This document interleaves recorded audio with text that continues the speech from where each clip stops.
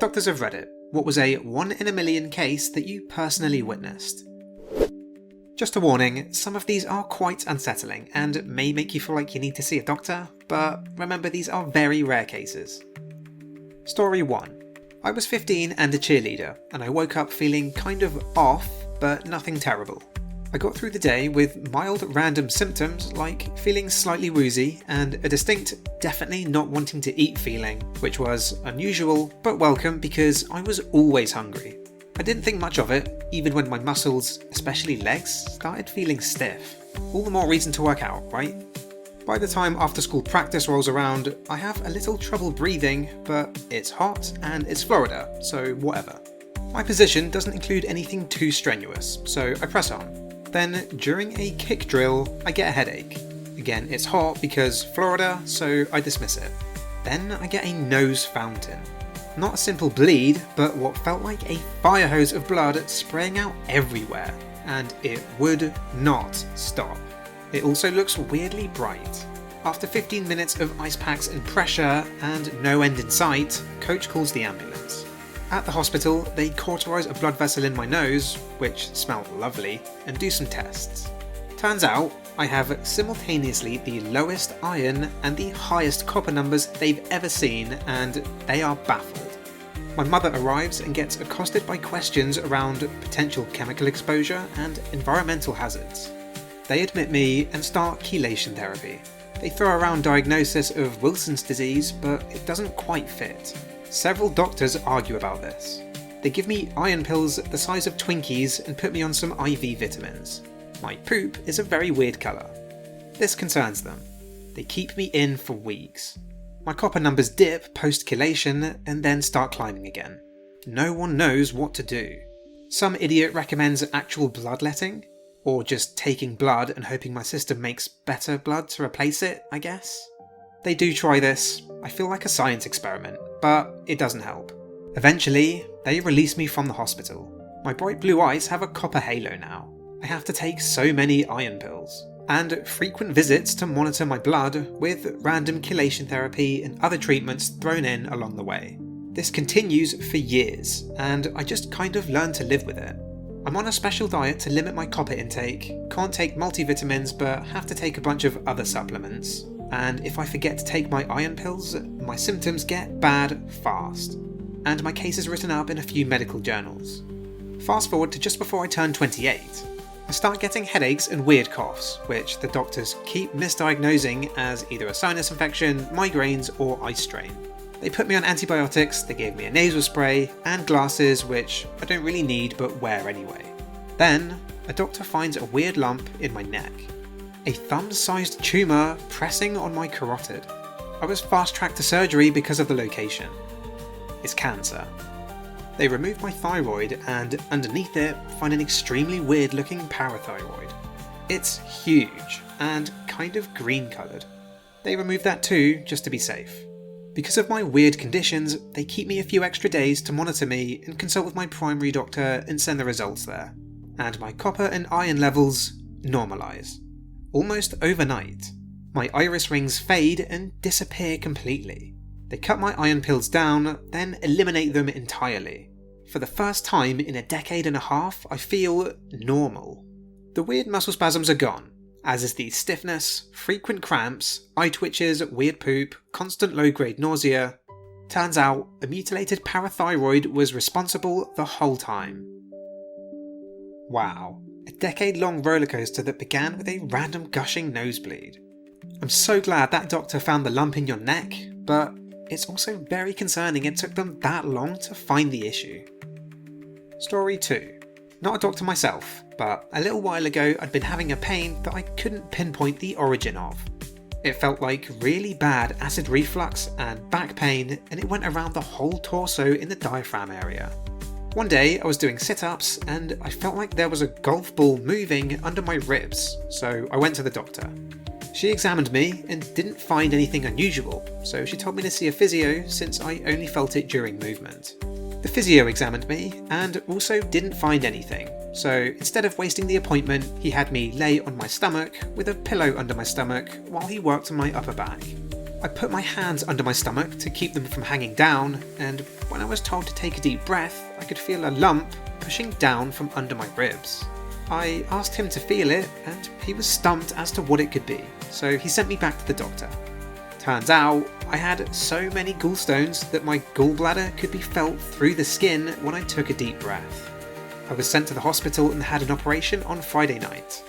They counted 21 stones. The largest one measured 1.2 centimeters, and the gallbladder was stretched so thin and so swollen that it ruptured while they were trying to get it out. All of the doctors in the hospital asked to feel it prior to the surgery. Apparently, no one had heard of it being possible to feel a gallbladder through the abdomen, so I guess it was kind of rare. And apparently I should have been in excruciating pain, but I was just taking ibuprofen and trying to do stretches for my back the whole time. God, that sounds horrible. This definitely had me checking to see if I could feel my gallbladder. Ugh, someone in the comments shares a story about experiencing the same issue. I had this. When I first started having symptoms, my GP said, "I'd say it's gallstones, but you're only 22, so it's definitely not that." 9 months of pain, vomiting, and feeling like I'd somehow got a ball stuck in my ribcage. I eventually collapsed at work, and an emergency scan revealed the truth. Here in the UK, they give you the stones in a little tube after you've had the gallbladder removed. For mine, they had to use 3 of the little containers as opposed to the usual 1. Story 3. I'm a dentist, not a physician. I had an assistant years ago whose daughter kept breaking out in ulcers in her genital region. She was 3 at the time.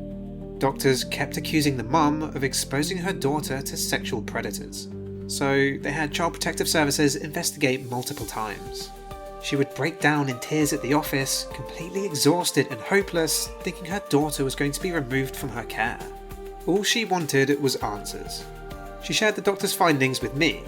I told her the symptoms were congruent with Behçet's disease. She went back to her daughter's doctor and asked them to evaluate for this.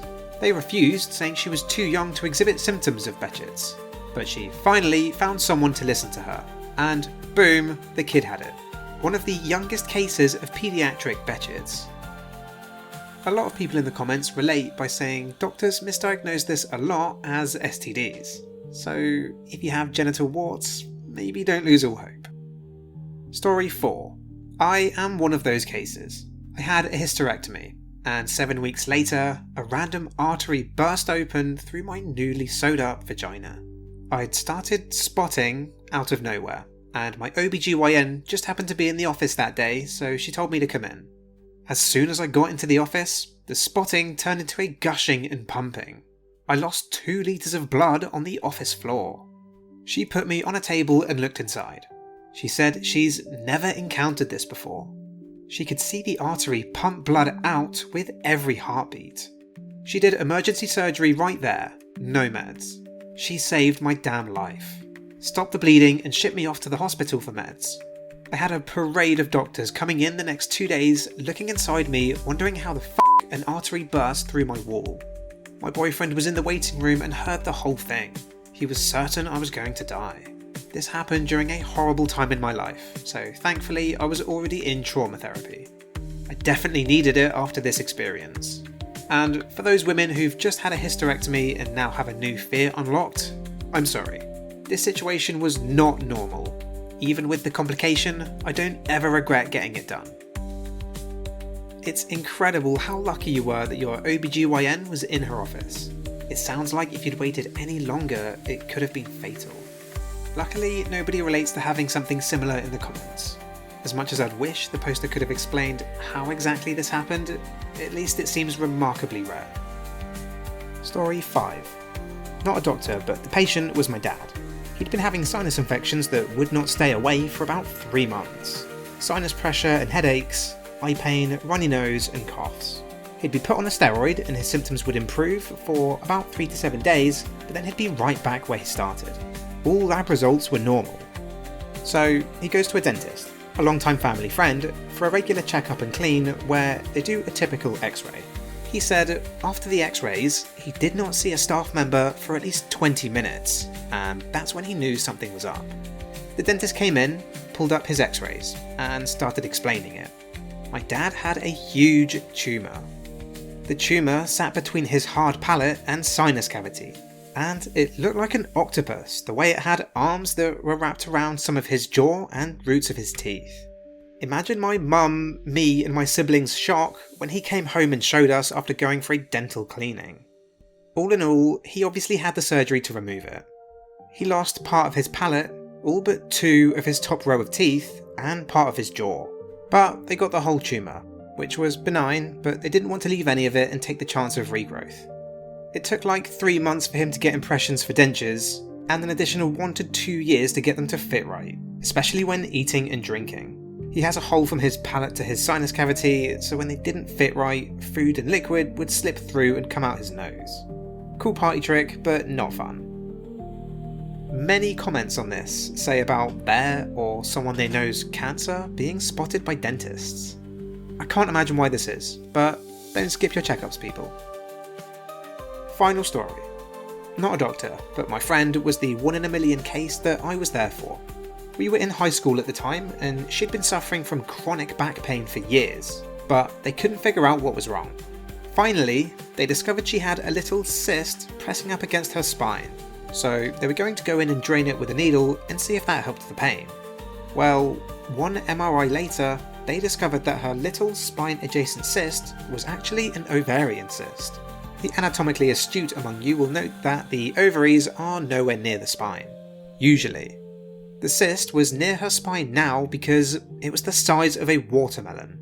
They had to do major surgery to remove it, and she missed most of the school year recovering.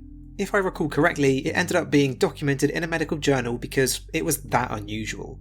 She was an average weight girl with a small pouch that she couldn't seem to get rid of beforehand. Afterwards, she weighed 10 less pounds and was slightly concave.